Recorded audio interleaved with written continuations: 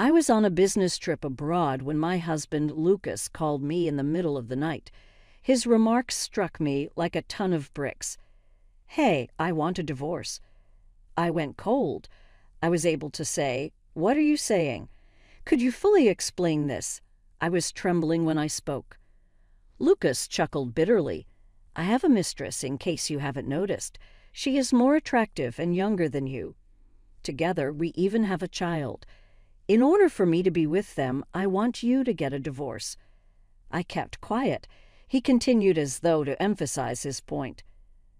"I've already sold the house and car." He hesitated, obviously anticipating my response. I inhaled deeply and responded to him in a brief, composed manner. "Okay." On the other end of the telephone, there was a startled quiet. "Huh." Lucas mumbled, obviously perplexed. Perhaps he expected me to cry or beg him to stay, but I didn't. I had spent a lot of time getting ready for this possibility. He undoubtedly expected me to be shaken by his statements, but I wasn't.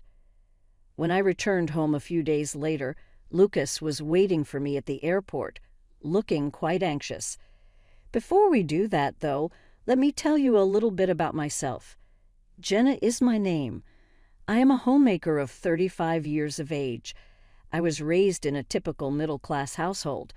I have liked learning Italian since I was a young child, and I began taking classes in elementary school.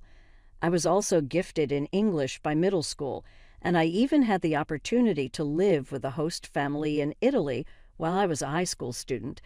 I began to dream of working for a multinational corporation at that point. I enrolled in a prestigious university's business program in order to fulfill my desire. I put a lot of effort into achieving my goals while studying abroad in Italy. Finding a job wasn't simple, but I was overjoyed to get hired by my second-choice foreign firm. My sister even said, "Jenna, you're incredible." My family was ecstatic. "We're quite pleased with you. Be careful and try your hardest." I was so grateful for their assistance. My new job was difficult to start. Although the corporation treated its employees well, the standards were quite high, and the work was more challenging than I had anticipated. With little experience and in my early 20s, I frequently had to put in long hours at work. However, my managers and coworkers were encouraging, and most significantly, I enjoyed working at the job I had always wanted. After working hard for several years, my efforts were finally noticed. I started getting more important tasks, and my friends often said things like, "You're on your way to becoming a successful businesswoman," or "You're so cool, such a strong woman." But despite how people saw me, I had a soft spot for cute things. I loved collecting items of my favorite characters, and even slept with stuffed animals. I wanted a pet, but my busy job made it impossible, so on my days off, I would go to cat cafes to relax. At work, I kept a professional and sharp image, never showing the softer side of me. Maybe it was because I was so busy that I craved comfort in those little things. As I got older, many of my friends started getting married and having kids. At weddings, people would tell me, "You should get married soon, too." I'd laugh it off and say, "I'm too busy with work." The truth was, I didn't feel romantic toward anyone at work or among my business contacts, and I didn't have time to meet new people. I wondered if I was meant to stay single forever. Back then, I thought that was okay. I liked focusing on my career, and it didn't seem like a bad way to live. Then one day, I went to yet another friend's wedding. I applauded the couple as usual, but this time I felt a bit uneasy. I was already past 30. If I wanted to get married, I needed to start looking for someone soon. The reception moved to a bar later that evening, and I found myself sitting alone at the counter with a drink. I watched the other guests laughing and the bride and groom smiling shyly. Suddenly, a voice broke through my thoughts. "Are you alone? Can I sit here?" The voice was smooth and pleasant, and it caught me off guard. "Oh, sure," I said, turning to look at the man. He was about my height, tall for a woman, and seemed younger than me. His face was average in a good way, not quite what I expected from his lovely voice. "Are you here for the wedding?" he asked. "Yes, I'm a friend of the bride," I replied. "I'm a high school friend of the groom. Want to have a drink together?" I nodded and we started talking over drinks. "Wow, you work at that international company I've heard about. That's amazing. To someone like me, just a salaryman at a small company, you feel like you're from a different world," the man said. He introduced himself as Lucas, and I found him easy to talk to. Before we parted, we exchanged contact information and started meeting up after that. Lucas was 3 years younger than me and worked in sales at a small company. He had a gentle and caring personality, was a great listener, and knew how to give genuine compliments. I enjoyed spending time with him. After a few dates, Lucas confessed his feelings for me, and I happily said yes. Even though his yearly income was less than a third of mine, it didn't bother me at all. Back then, the more time we spent together, the more I found Lucas adorable. I didn't see him as super cool or dependable, and maybe that was why I never felt disappointed in him. Instead, I liked his cute and earnest nature. When he said things like, "I'd love to try your cooking," I couldn't resist and happily cooked for him. After dating for about 1.5 years, Lucas surprised me with a ring. "I love how you're always so cool, but you have this cute side too. If you're okay with it, will you marry me?" he asked. I was caught off guard, but thrilled. I accepted the ring with a smile. "Thank you, Lucas. Let's take care of each other as husband and wife." Lucas was over the moon, practically jumping for joy, and his happiness made me laugh. Afterward, we met each other's families to share the news. Lucas's parents were kind and simple people who happily blessed our marriage. My family was supportive as well, with my parents telling him, "Please take good care of our daughter." My sister, who is already married, quietly teased me, saying, "He seems like just the type you choose, knowing your soft spot for cute things. But don't spoil them too much, okay?" I laughed and replied, I know. And just like that, life with Lucas began. Since we were starting fresh, I decided to buy a condo. It was a big decision, but I thought it would be a good investment for the future. I chose a slightly bigger place, thinking ahead in case we had kids. I believed our happy married life was about to begin, but reality hit me hard. Lucas didn't know how to do any housework. He had lived with his parents until our marriage and had always relied on his mom for everything. I tried to be patient and said, "Lucas, now that we're married, we should share the housework. If you don't know how, I can teach you." But Lucas frowned and said, "What? Now that we're married, isn't it your job to handle the housework?" I looked at him and replied firmly, "No, Lucas. Housework is something we share." "I have a busy job. It'll be a problem if you can't even handle housework," I said firmly. "Come on, get up. I'll teach you how to use the washing machine." I spent time teaching Lucas the basics of housework, even though he wasn't interested at first. Lucas started doing some cleaning and laundry, but his efforts were always half-hearted. I had to redo most of what he did. As for cooking, it was a disaster, so I handled it by preparing meals ahead of time. I didn't want to discourage him, so I made an effort to praise him even for the little he did. I thought encouragement might help, but instead of improving, Lucas began doing less and less. He knew I'd pick up the slack, so he started taking advantage of my patience. Finally, I couldn't hold it in anymore. "Lucas, you need to stop relying on me so much. Learn to do housework properly. I'm busy with work and have business trips. You need to take care of things too." Lucas frowned and said, "What's with you? You've changed since we got married. You're always nagging. You make good money, so if you're going to complain so much, why not just hire someone to do the housework?" I was stunned. Yes, I earned a decent income, but spending money carelessly would drain our savings. Despite talking to him about it multiple times, Lucas refused to change. Then, about a year after we got married, I came home to find Lucas sitting pale-faced in the living room. "Lucas, what's wrong? You don't look good," I asked. He sighed and admitted, "My company is going bankrupt because of the recession. I'll be out of a job next month." "What?" I was shocked. Although Lucas had been working overtime more often lately, I had no idea his company was in such bad shape. "So, what are you going to do? Have you started looking for a new job?" I asked. "I'll think about it later," he replied. "I'm tired and stressed. I just need some time." I decided to give him space, thinking he needed time to process everything.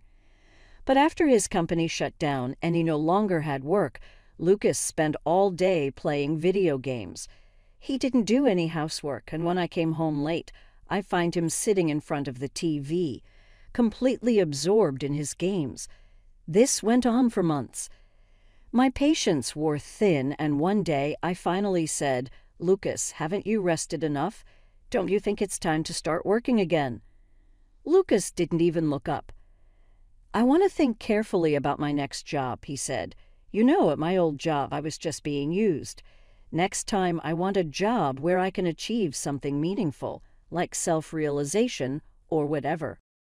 Even though I wanted to say, "What nonsense," I knew I couldn't force Lucas to work. So even after his unemployment benefits ran out, I kept supporting him. One day, as he was glued to his video games, I sarcastically said, "If you like games so much, why not try streaming? You might even make some pocket money." To my surprise, Lucas's eyes lit up. "That's a great idea. You're so smart, Jenna.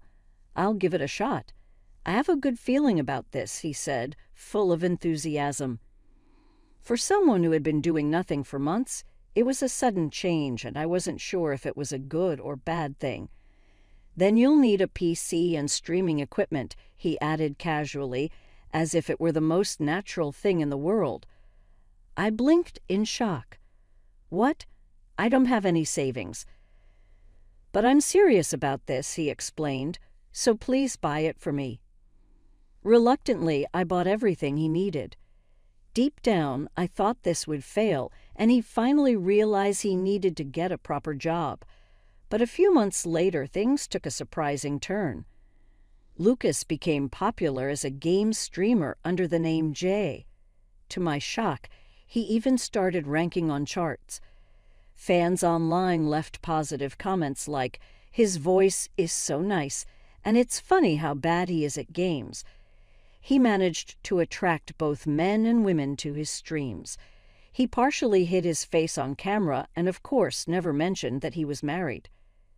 "See, I told you I could succeed when I tried. The world finally recognizes my talent," Lucas declared, full of himself.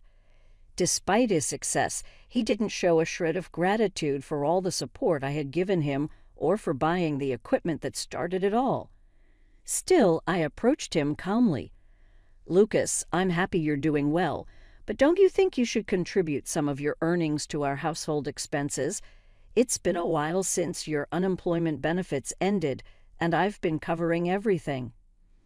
Lucas looked at me as if I had said something absurd. "Why should I? You make enough to handle the living expenses. Let's just keep our finances separate." I was stunned. True to his words, Lucas kept all his streaming income to himself. By now, the kind and considerate man I had dated was long gone. He had become completely selfish and dependent on me. Around that time, I bought a car on loan, a luxury car I had always dreamed of owning. I only drove it on weekends, but I cherished it like a treasure. One day, Lucas casually said, "Hey, let me drive your car." I raised an eyebrow. "You work from home. You don't need a car for streaming. Why would you need to drive it?" "We're married, so it's fine." "Come on, let me," he insisted. Eventually, I gave in and handed him the keys, though it didn't sit right with me. After that, Lucas started going out whenever he wanted during weekdays while I was at work. His popularity as a streamer kept growing, and he gained a huge following. He also began living a flashy lifestyle, dressing in expensive designer clothes. I felt sad seeing how much he had changed, but since we were still married, I continued our life together, hoping things might get better. As we entered the 5th year of our marriage, my career was thriving. I was given more responsibilities at work and often had to travel overseas for business trips. Sometimes I'd be away for a few days, other times for up to 4 weeks. Each time I came home, the house was a complete mess, like a garbage dump. Lucas spent all this time locked in his room streaming. He still depended on me for everything and never helped out around the house. We barely talked anymore, and I found myself wondering, why am I still married to him? That's when I started collecting evidence for a divorce and making plans to move on. One day, I told Lucas, I'll be going overseas again tomorrow for a 3-week business trip.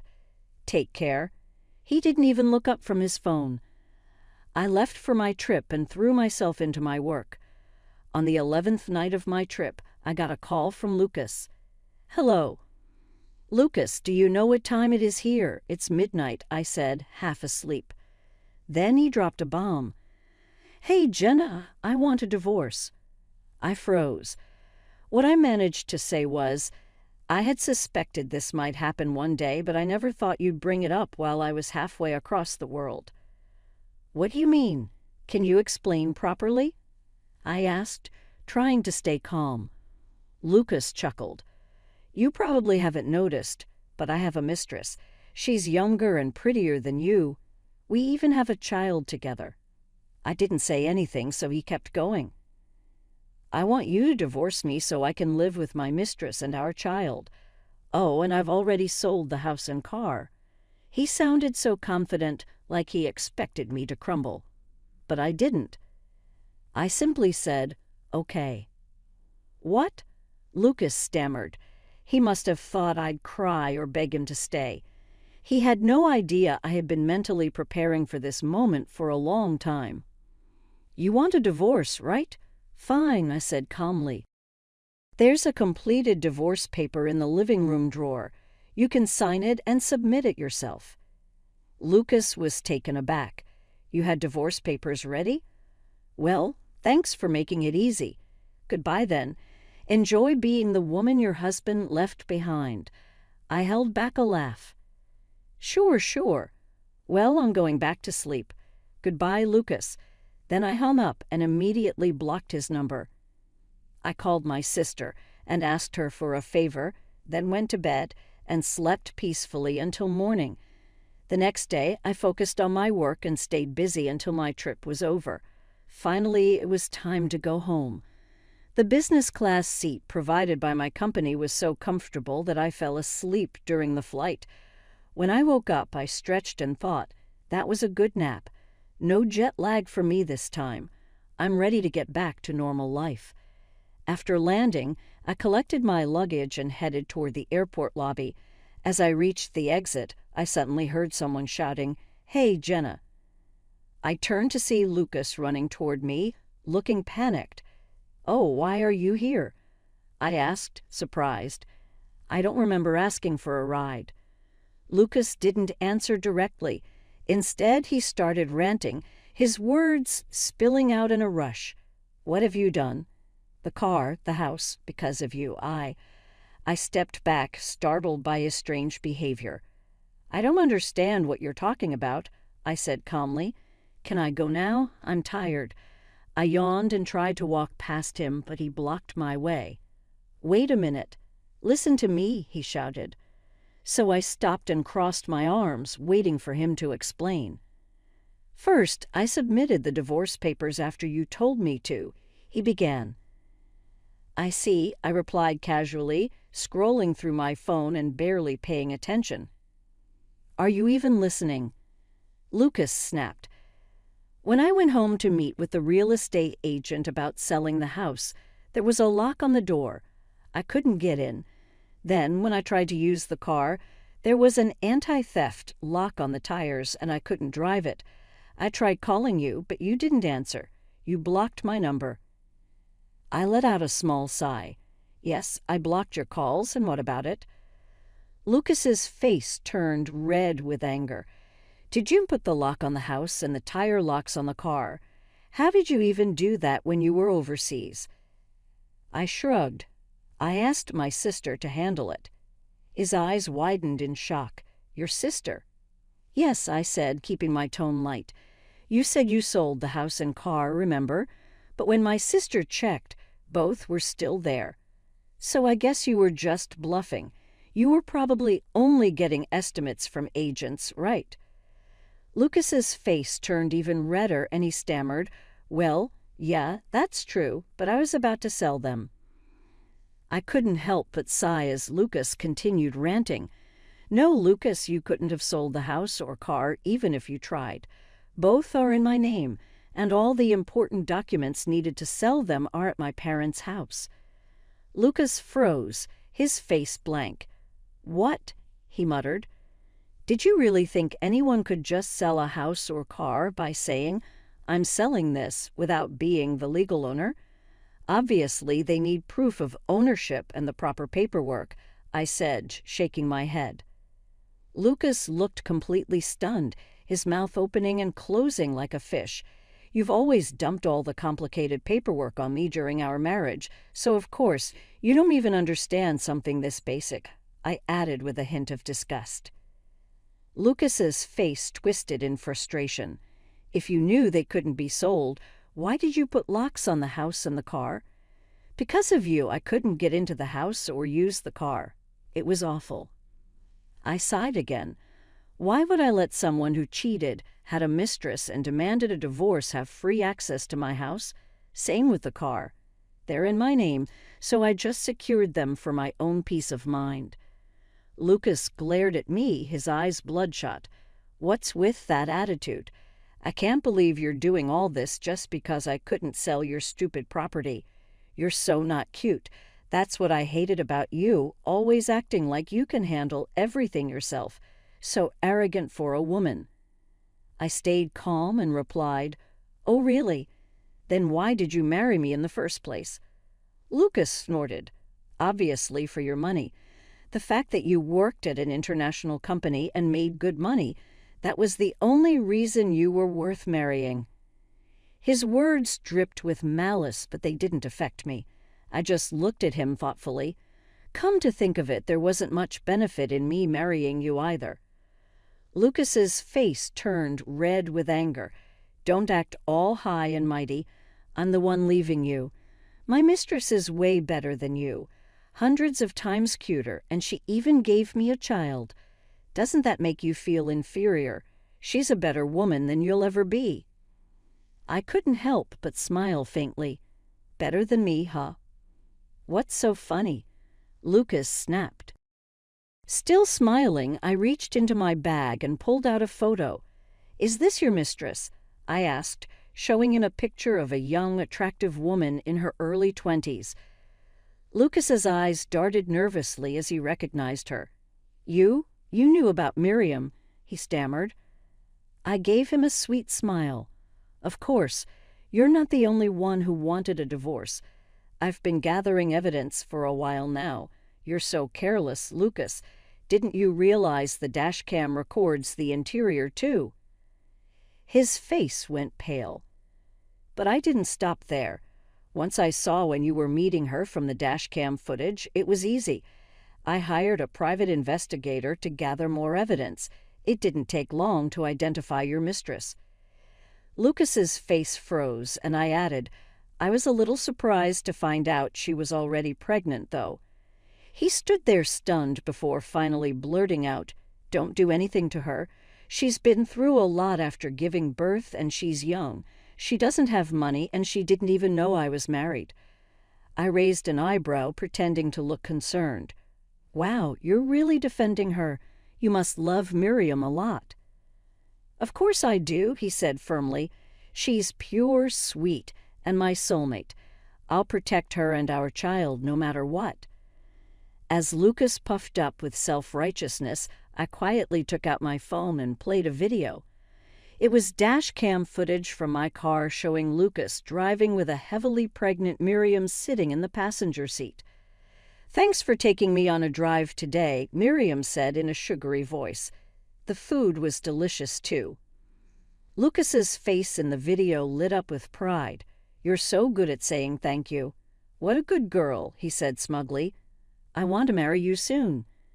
Miriam pouted, crossing her arms. "Really? Then hurry up and divorce that old hag already. I want you to be my husband before the baby comes, okay?"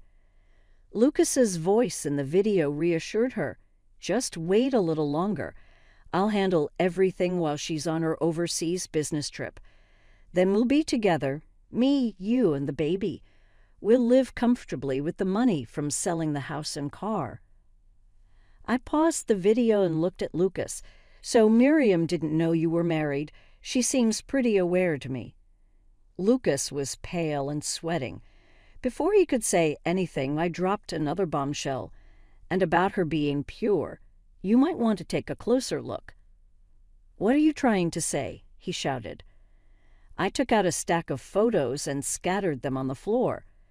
Lucas's face grew paler with each picture he looked at. "What? What is this? Who are these men?" "Men," I said. "The photos show Miriam with different men, holding hands, entering hotels, and even getting prenatal checkups with a man who wasn't you. That's who Miriam really is. She targets popular streamers for relationships. Let me guess, you started out as a streamer and she was just another fan." Lucas was frozen, unable to speak. He fell to his knees, clutching one of Miriam's photos, his face blank with shock. Looking at him pitifully, I said in a soft, almost sympathetic voice, "You really are something else, Lucas, planning to raise a child who might not even be yours." He muttered to himself like he was in a daze. "No, Miriam told me I was the only one. This can't be true."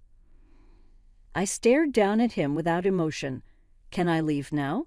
We're basically strangers at this point. There's nothing left to discuss, is there?"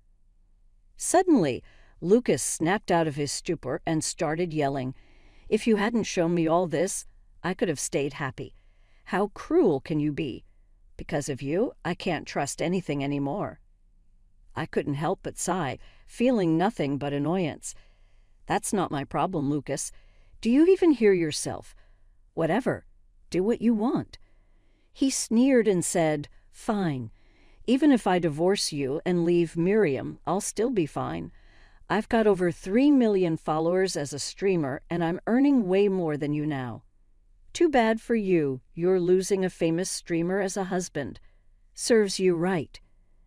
At that, I smiled sweetly. "Why don't you check your phone?" Lucas froze for a second before pulling out his phone with a smug look. As he unlocked it, his face turned pale. "What's this?" "Over 1,000 notifications. What's going on?" He frantically scrolled through his screen, his expression growing more horrified by the second. Finally, he looked up at me, trembling. "Jenna, you didn't." With the biggest smile of the day, I said, "Oh, I did. I exposed everything online, how you were married, had a mistress and a love child, and how horribly you treated me." Lucas let out a scream that echoed through the airport lobby, causing people around us to stare. He completely lost it. "What have you done to me? My reputation, my followers, my whole career is ruined. Look at these messages. They're calling me the worst man ever, saying I betrayed everyone." I casually held up my phone, tilting my head playfully. "Oh, by the way, this whole scene is being live-streamed. Wow, look at that. Over 5 million viewers. They're loving it." Lucas's face twisted in panic, and he lunged for my phone. "Give me that." But it was far too late. His ugly words and breakdown were already out there for everyone to see. As he collapsed onto the floor of the airport, rolling around in a fit of rage and despair, I calmly walked past him and headed toward the taxi stand, feeling lighter than I had in years. Afterward, Lucas faced intense backlash online. His entire career crumbled. His success had been built on the image of a sweet, clumsy single man with a charming voice, a persona that attracted countless female fans. But now that image was completely shattered. The fact that Lucas was secretly married shocked his female fans, who felt betrayed. But the scandal didn't stop there. News of his mistress and love child caused even his male fans to turn on him, calling him unfaithful. The story spiraled, packed with juicy details, hiding his marriage, cheating on his wife, and then finding out the child might not even be his. It became a hot topic online, drawing attention even from people who had never heard of Lucas before. He was the talk of the internet for all the wrong reasons. Lucas issued a well-crafted apology on social media, but the criticism persisted. Eventually, he was forced to discontinue streaming entirely after his subscriber count fell precipitously. Lucas was waiting for me when I left my office building after work a little later. Tears were streaming down his face as he pleaded, "Jenna, I can't dream anymore.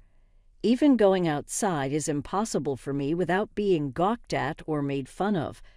Help me, please. The only person I've ever genuinely loved is you. Let's reconcile and reunite as husband and wife." I gave him a chilly look and threatened to contact the police if he continued to stalk me.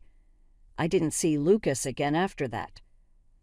I later learned through rumors that Miriam's child wasn't actually Lucas's.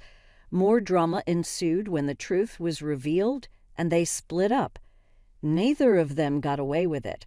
I insisted on payment from both. Miriam had to borrow money from her parents to pay her half, while Lucas used the last of his funds to pay me. Regarding Miriam, she attempted to persuade her child's real father, another streamer, to wed her, but he flatly refused. She returned to live with her strict parents because she had no other choice, and she is currently raising the child there. Despite everything, I sincerely hope the child has a healthy and happy childhood. After Lucas paid me, things just got worse. He ended up broke. He had nothing after the businesses he had collaborated with demanded compensation for damaging their reputation. His kind and responsible parents severed their relationship with him after he sought support from them, feeling embarrassed by his actions. According to what I've been told, Lucas is now a shadow of the man he used to be, living alone in a dilapidated apartment. Despite all of this, I have no pity for him. As for me, I've gone back to being single and am concentrating entirely on my career. I listed the condo I shared with Lucas for sale because I couldn't bear to be there any longer. I feel lighter than ever, and it's a new beginning. I sold the condo for a healthy profit since, as it turned out, property values had increased over the previous few years. Additionally, I sold the vehicle that Lucas and Miriam had been driving to a friend. I got a new car for myself with that money. Once everything had settled down, my sister, who had been such a big help, said to me, "Good job, Jenna. Just think of him like a dog that bit you. Forget about him and move on. But next time, don't pick a man just because he's cute, okay?" She was correct. Throughout the entire process, I learned a valuable lesson. I believe my marriage is over. I've come to the conclusion that I'm far more comfortable living for my work. I recently purchased a single unit in a tower apartment, and I'm now living somewhere new. The finest aspect? Pets are welcome in this flat. I intend to finally buy the cat I've always wanted now that my professional life is more stable. I want to take care of myself, be grateful for what I have, and have a happy and contented life from now on.